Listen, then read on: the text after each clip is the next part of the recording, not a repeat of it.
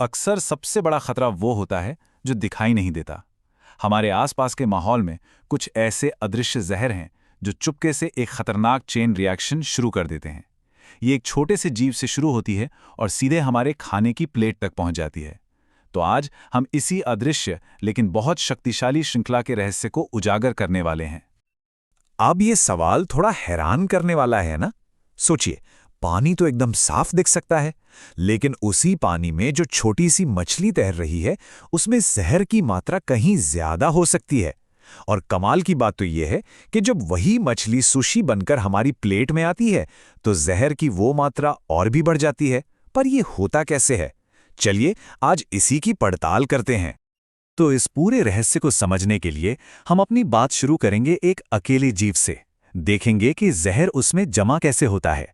फिर हम देखेंगे कि यही जहर पूरी फूड चेन में ऊपर कैसे चढ़ता है। और यहीं पर हम दो बहुत जरूरी प्रक्रियाओं, संचयन और आवर्धन का फर्क समझेंगे। इसके बाद ये भी जानेंगे कि इसका हम पर क्या असर होता है। और आखिर में उन खतरनाक प्रदूषकों की पहचान करेंगे जिन पर हमें नजर रखनी चाहिए।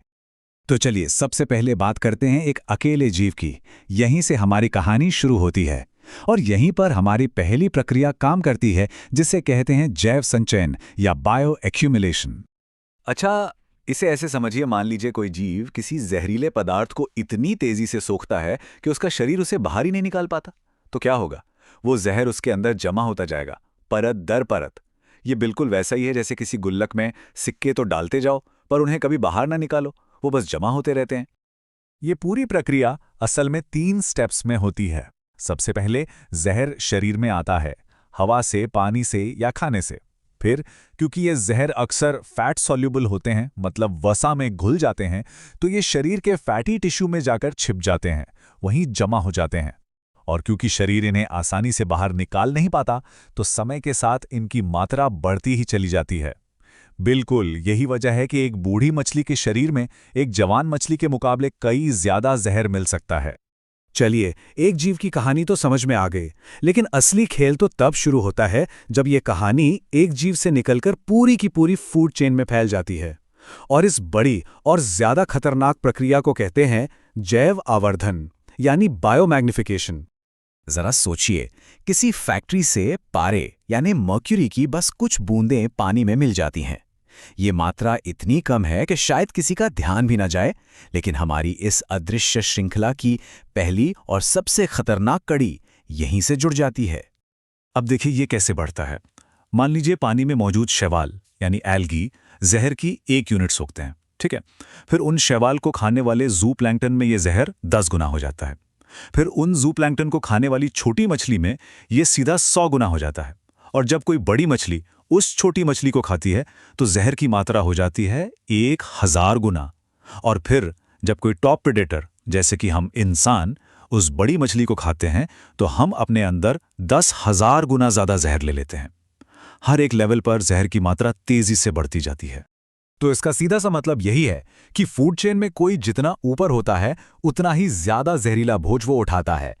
ये एक जहरीले पिरामिड जैसा है जहां सारा का सारा जहर नीचे से इकट्ठा होता है और सीधा सबसे ऊपर वाले के हिस्से में आ जाता है।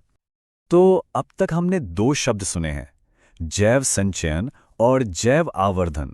अब ये सुनने में एक जैसे लग सकते हैं, लेकिन इनमें एक बहुत बड़ा फर्क है। तो चलिए इसे एकदम साफ साफ समझ लेते हैं। तो देखिए फर्क बिल्कुल साफ है। एक तरफ है जैव संचयन जो एक अकेले जीव की कहानी है, मतलब उसकी उम्र के साथ जहर का जमा होना। वहीं दूसरी तरफ है जैव आवर्धन जो पूरी की पूरी फूड चेन की कहानी है, जहां जहर एक जीव से दूसरे में जाता है और बढ़ता जाता है। इसीलिए संचयन का असर एक बूढ़ी मछली पर दिखेगा, जबकि आवर्धन का सबसे खतरनाक असर बाज या इंसानों जैसे टॉप प्रेडेटर्स पर होता है। तो इसे याद रखने का एक बहुत ही आसान तरीका है। संचयन होता है एक जीव के अंदर, जबकि आवर्धन होता है कई जीवों के बीच। अंदर बनाम बीज, है ना आसान?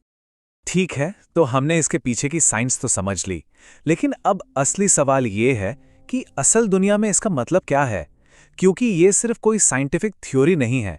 इसके जो नतीजे होते हैं वो बहुत बहुत गंभीर होते हैं। इन जहरीले पदार्थों का असर विनाशकारी हो सकता है। सोचकर देखिए, डीडीटी जैसे केमिकल ने बाज जैसे शानदार पक्षियों के अंडों के छिलकों को इतना कमज़ोर कर दिया कि बच्चे निकलने से पहले ही वो टूट जाते थे। और ये सिर्फ जंगली जानवरों की बात नहीं है, ये पूरे के पूरे इकोसिस्टम का बैलेंस बिगाड़ देता है और अंत में हमारे खाने को भी जहरीला बनाता है, जिससे हमें गंभीर हेल्थ प्रॉब्लम्स का सामना करना पड़ सकता है। तो सवाल ये है कि आखिर ये अदृश्य अपराधी हैं कौन? चलिए कुछ ऐसे केमिकल्स पर नजर डालते हैं जो इस खतरनाक खेल के मेन प्लेयर्स हैं। इस लिस्ट में सबसे पहले तो है डीडीटी, वही कीटनाशक जिसने पक्षियों की आबादी को लगभग तबाह कर दिया। फिर आता है पारा यानी मर्क्यूरी, जो हमारे नर्वस सिस्टम का दुश्मन है और अक्सर फैक्ट्रियों से निकलता है। इसके बाद है पीसीबीज, जो पुराने इलेक्ट्रॉनिक्स से रिस कर कैंसर जैसी बीमारियां फैला सकते हैं।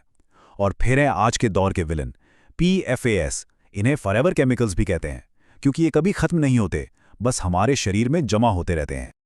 तो अगली बार जब कोई अपनी डिनर प्लेट देखे तो एक पल के लिए जरूर सोचिएगा कि एक दूर की फैक्ट्री से निकला धुआं या किसी खेत में छिड़का गया केमिकल हजारों मील का सफर तय करके कई सालों बाद हमारी प्लेट तक पहुंच सकता है।